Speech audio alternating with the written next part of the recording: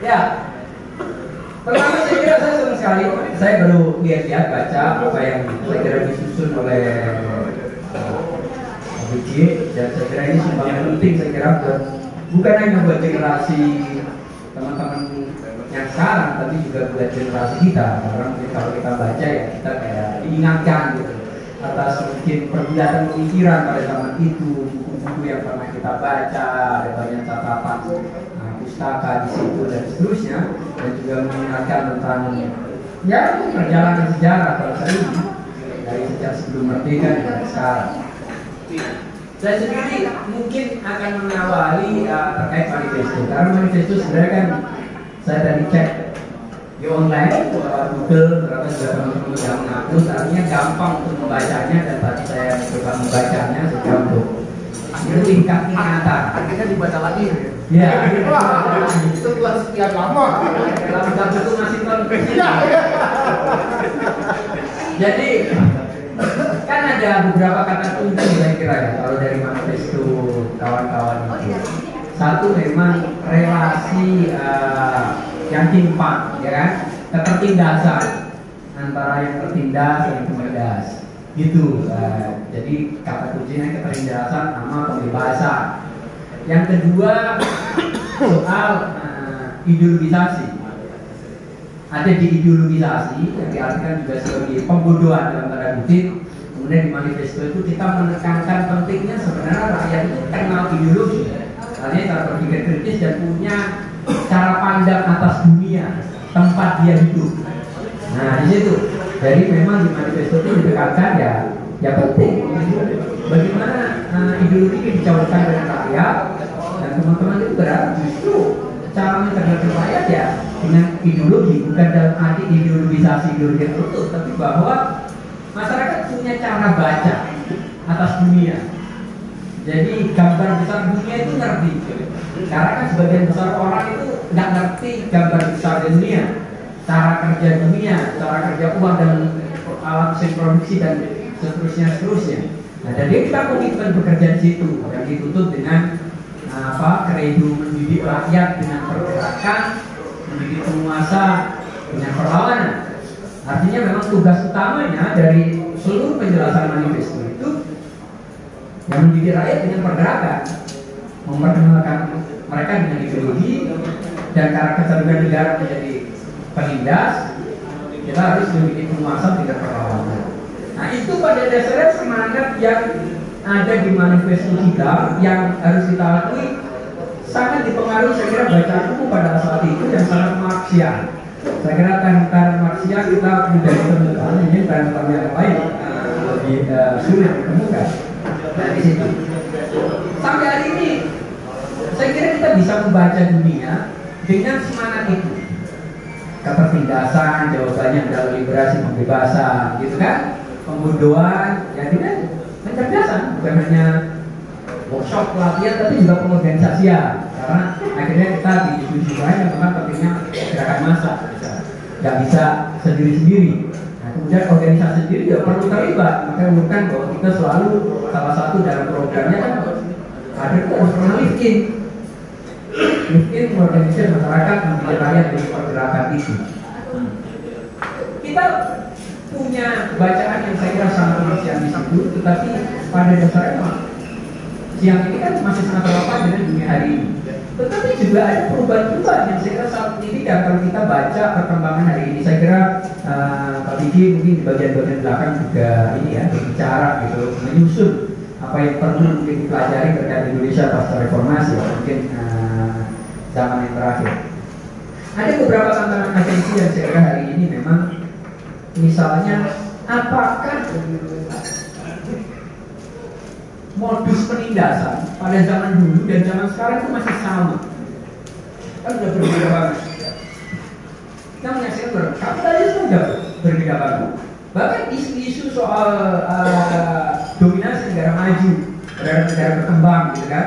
Kita dulu sangat senang membaca teori ketergantungan, dan kita juga menjadi kelompok yang anti free trade. Sekarang yang anti free trade Amerika memblokade perusahaan-perusahaan Cina, dia agar perusahaan Cina nggak boleh jualan ke Cina, Cina gitu kan, Huawei di blokade beberapa tahun sehingga dia harus bikin chipnya sendiri, bagi software sendiri. Nah, dia anti free trade. Amerika sekarang akan menerapkan pajak yang tinggi untuk seluruh produk dari Cina. Nah, di situ. Nah, artinya zaman berubah, di mana kemudian free trade itu juga tidak menguntungkan oleh superpower, negara-negara yang sudah memegang tampuk kepemimpinan. Jadi pada dasarnya ya memang kita nggak bisa kritik pada sistemnya, tapi pada tujuan intinya, interestnya. Ketika sistem dianggap tidak relevan, dia dialihkan. Dulu kita mengkritik free trade dengan mengatakan Inggris itu dulu memproteksi ininya dalam konteks tekstil India. Tapi begitu dia keluar, dia maksa untuk free trade. Tapi begitu dia nggak siap, dia tutup lagi pasarnya. Itu yang terjadi hari ini. Nah, kalau hari ini kita masih bicara anti free trade, itu keliru. Karena kita berkepentingan besar gitu. Tapi Amerika yang merasa lebih rancang, atau Eropa kayak gitu. Amerika terutama. Nah, ini salah satu beberapa saya kira perubahan dunia yang mungkin tidak bisa kita baca dengan kacamata waktu itu. Tapi masih bisa kita coba kenali dengan spirit saat itu. Dan spiritnya kita pakai, tapi kacamatanya harus ganti. Kacamatanya yang harus ganti. Bahkan kapitalisme sekarang. Dulu kapitalisme sedemikian eksploitatif, sedemikian timpang. Tapi dan sangat ekstraktif gitu ya. Kapitalisme itu dulu penguasaan atas sumber daya atau alat produksi yang susah dikejar oleh pemain yang sudah tertinggal. Tetapi kapitalisme teknologi hari ini entah dari ujung mana bisa muncul dan meruntuhkan yang lama. Kita bagaimana melihat Nokia hancur, apalagi kalau software, gitu kan? Bagaimana Zoom gara-gara COVID tiba-tiba menyerah menjadi sebuah perusahaan yang valuasinya sangat besar. Sebelumnya dia bukan apa-apa, lahir dari komputer yang harganya cuma 20 juta atau bahkan nggak nyampe istilahnya. Nah, kapitalisme hari ini sudah sangat berbeda. Jadi kalau kita mungkin semangat mengkritiknya ini juga mungkin keliru. Tadi kita di luar teman-teman juga ngobrol tentang kripto. Kripto juga bagian produk dari globalisasi modern hari ini. Pada dasarnya, ya kan bukan produk dari komputer. Dia produk globalisasi, tapi globalisasi ini sudah bergeser. Tapi dia melawan bank sentral. Ya, ya. Melawan hegemoni dolar. Ya. Artinya bahwa kapitalisme hari ini itu juga decentralized. Karena komoditas teknologi itu bisa lahir kapan aja dan di mana saja. Dulu sulit sekali. Kapitalis itu menyangkut tambang, menyangkut apa yang ada di atas permukaan bumi. Di situ, begitu loh. Walaupun misalnya mesin industri, tapi tetap butuh baja, butuh biji besi, butuh biji plastik yang akan tetap tergantung di atas apa yang ada dalam permukaan. Sekarang kapitalis banyak lahir yang tidak tergantung pada apa yang ada di dalam permukaan bumi atau di dalam perut bumi. Dia bisa lahir dari komputer harga 10 juta. Atau harga 6 juta istilahnya. Nah, Bendera saksa kan. dan kita pun mungkin secara praktek juga mengadopsi itu. Kita menerima. Tadi kripto saya juga main kripto udah lama, juga urusan saham dan data. Artinya kalau dulu monopoli saham itu juga di kelompok ini, tapi sekarang kapitalisme juga udah berubah. Dengan perusahaan-perusahaan terbuka kita bisa punya saham hanya dengan 500.000 atau 1 juta. Dulu ada masa memang beli saham itu harus 1 lot, sekarang udah nggak lagi. Artinya ini juga membuat bahwa ruang partisipasi, kontrol, sentralisasi itu bergeser. Nah, karena ini bergeser, tentu bacaan kita atas kapitalisme juga harus berubah. Apakah kita harus mendukung kapitalis teknologis ini atau tidak? Ya. Misalnya, sikap. Dulu kan kita selalu sumber penindasan itu ada di mana? Di negara dan kapitalis yang sumbernya penumpukan kapital. Di situ bahkan kita nyampe level kalau kapitalis nasional gimana kalau kapitalis internasional? Kita keberpihakannya ada di mana? Nah di situ kita berdiskusi. Ya, mungkin sekarang memang kita harus menggeser kacamata kita, mengganti kacamata kita dan menunjukkan dengan hari ini. Karena generasi hari ini kalau mungkin dikasih bacaan perspektif zaman itu mungkin juga nggak kena karena mungkin terlalu diametral, terlalu vis-a-vis gitu kan, vis-a-vis negara, vis-a-vis capital, vis-a-vis apapun. Nah hari ini saya kira generasi hari ini tidak merasakan kalau Indonesia pasca reformasi, nggak punya alasan, tidak punya alasan lagi untuk benar-benar mengambil posisi diametral terhadap negara, mau mengambil posisi diametral terhadap capital. Generasi hari ini kita nggak punya. Mau kita indoktrinasi sampai apa kayaknya sulit, karena juga mereka belajar, mereka di YouTube ada banyak mereka belajar dan susah sekali untuk dibetulkan. Selain kita sendiri mungkin secara tidak langsung juga sikap kita bergeser. Jika kita berubah, apalagi tuntutan hidupnya juga berbeda. Kalau dulu nggak beli duit, karena nggak ada tuntutan itu, kan tidak. Nah, ini yang mungkin memang di kita mandek. Ini yang di kita mandek. Yang mungkin sebenarnya kita punya ruang untuk memperkaya itu, memperkaya diskusi itu. Tetapi bahwa spiritnya adalah bagaimana mengakhiri ketertindasan dan melahirkan pembebasan, bagaimana mengakhiri pendudukan eksploitasi dan melahirkan kesadaran dan ideologisasi tadi, ideologi dalam arti bukan ideologi lama, karena saya kira sekarang juga sudah kita bawa ideologi Soviet sudah rontok ya, sosialis kapitalis. Eropa secara umum lebih sosialis daripada lebih kapitalis dalam konteks kebijakan negaranya, tetapi secara bisnis mereka masih liberal. Nah gitu, karena welfare di luar di beberapa negara itu jauh lebih dahsyat daripada di Indonesia. Gitu loh, nganggur dan subsidi walaupun pajaknya sangat tinggi, itu udah kayak cerminan sosialis gitu. Anda menyumbang sesuai kemampuan, Anda mendapatkan sesuai kebutuhan. Praktis seperti itu di Eropa Barat secara umum. Nah artinya kan kita nggak bisa lagi memandang Eropa Barat seperti Amerika, karena memang berbeda sekali. Dan bahkan mereka mempraktekkan sosialisme lebih dalam daripada Indonesia hari ini. Indonesia hari ini orang nganggur pusing, nggak punya duit benar. Berat untuk dapat BLT harus ada bukti memang dia miskin benar. Ya di Eropa hanya begitu, dia nganggur dan subsidi untuk bayar apartemen, untuk makan, untuk dada. Walaupun ketika kerja pajaknya tinggi sekali, 30% dan juga 40%. Di Indonesia mungkin pajak 30% karena kalau yang gajinya di atas 50 juta satu bulan, gitu loh, di atas 500 juta satu tahun. Nah, artinya ada perubahan-perubahan yang dimana saya kira kita sebagai organisasi yang masih berkomitmen untuk mendidik rakyat dengan pergerakan dan mendidik penguasa dengan perlawanan, memang harus menunjukkan kembali dan memperbarui kacamata kita. Gitu, sesuai zaman. Kalau tidak begitu, memang organisasi pergerakan menjadi tidak relevan. Menurut saya, hari ini itu organisasi pergerakan bisa sangat relevan kalau dia bisa bicara menurut bahasa hari ini dan kacamata hari ini.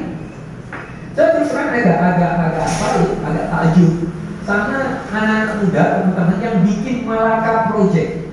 Bagaimana anak-anak ini dari background borjuis, gitu kan? Gaya gitu mungkin ngafe, nah ini mungkin live in di orang ini nggak pernah mungkin ya. Nah, sebagian besar ya. Tetapi mereka mengambil dari gagasan Tan Malaka, ya Madilog Tan Malaka, dan kemudian mereka memformat itu menjadi sebuah forum yang sangat populer, kelas menengah, Malaka Project. Di situ, saya tidak tahu ya, saya yakin kalau Madilognya dia baca, saya tidak yakin apakah mereka membaca masa aksi dan karya-karya lainnya Tan Malaka. Saya yakin teman-teman membaca lebih banyak karya Tan Malaka, tetapi mereka mampu mengkontekstualisasi itu, gitu kan? Mereka karena punya concern dengan apa yang juga menjadi concern Tan Malaka, soal mistisisme, soal rasional dan segala macam yang menjadi dianggap karakter masyarakat kita pada zaman itu yang mungkin juga masih menjadi karakter sebagai masyarakat kita hari ini. Nah itu, melihat kasus Malaka Project, saya merasa gagasan-gagasan pergerakan, kacamata pergerakan itu bisa sangat relevan kalau hadirnya misal gitu tidak dengan kayaknya Pak Lang yang menyerahkan misalnya harus lebih ini chill gitu istilahnya gitu kan. Kalau kita gayanya masih gini-gini mungkin kayaknya itu terlalu menakutkan, terlalu berat, terlalu apa gitu. Kita memang harus ini yang penting kan bahwa proyek tadi adalah ideologisasi dalam tanda kutip, semangat liberasi dalam tanda kutip, dan semangat mendidik rakyatnya, mendidik warga itu jalan. Nah, makanya saya membayangkan tadi bisa kalau bikin podcast pendek-pendek yang menjelaskan setiap bagian dari sini, mungkin akan lebih mudah diakses dan itu bisa diperdebatkan. Nanti ruang, saya kira buat siapapun ya, mau Pak Eko, Pak Lolo, BK, Enggi, siapapun Pak Lalu, bisa mengerjakannya pada dasarnya. Karena juga ada banyak sekali, saya kira persoalan-persoalan yang memang Pak Lalu mana dipanggil di TV. Oke, ya. Nanti kita bikin TV-nya. Jadi tantangan kita karena kita bicara tentang alienasi. Rakyat dialienasikan dari perusahaan mereka, padahal dibodohin gitu biar nggak ngerti sehingga diputuskan oleh orang lain hasilnya. Tapi kita hari ini juga memang ketika menggunakan cara-cara lama, kita sendiri mungkin teralienasi dari generasi hari ini. Kalau cara komunikasi kita, cara tampil kita, karena kan ya Indonesia kita ternyata di Jakarta kan mungkin extreme poverty udah kecil sekali ya. Artinya gitu. Sementara kita ini kan sebagian besar memang dari masyarakat kelas susah gitu ada. Sementara pertumbuhan kelas menengah di Indonesia jangan tahu masih itu distribusi kekayaan gitu, itu memang melesat. Kita tahu di kabupaten-kabupaten banyak kelas menengah baru. Nah artinya kita juga harus bicara dengan gaya bahasa yang memang bisa diterima oleh kelas menengah, yang kosmopolit. Karena mereka menikmati YouTube dari kecil. Mereka bahasa Inggrisnya rata-rata lebih baik daripada umur kita pada zaman itu. Nah mereka bertanya apapun, saya nggak tahu, saya merasakan bahwa anak-anak itu bisa pintar dari internet, tapi akan menjadi bodoh dari sekolah. Karena guru-guru yang otoritarian seperti yang dikritik oleh the brick in the wall. Nah artinya kan saya tidak tahu persis. Saya kali suka membayangkan bahwa anak-anak hari ini itu bisa pintar hanya dari internet, tapi justru bisa dibikin bodoh lagi di sekolah-sekolah. Moga aja tidak. Artinya tantangannya adalah kita mampu nggak mereproduksi pengetahuan yang kita miliki, pengetahuan secara ideologi, pengorganisasian, pemahaman atas problem-problem kerakyatan dalam bahasa-bahasa yang memang ya lebih zaman ini. Karena tidak, ya buru-buru kita mengkhawatirkan rakyat yang dialienasikan dari persoalan kita sendiri mungkin masih dalam itu teralienasi karena kita nggak bisa lagi bicara mencakup masyarakat yang pengen kita tuju. Saya kira itu yang bisa saya sampaikan. Saya kira ini adalah presentasi saya paling serius sejak kalah pemilu. Oke, kita tepuk tangan dulu lah buat kita ini review dan penulis gitu kan.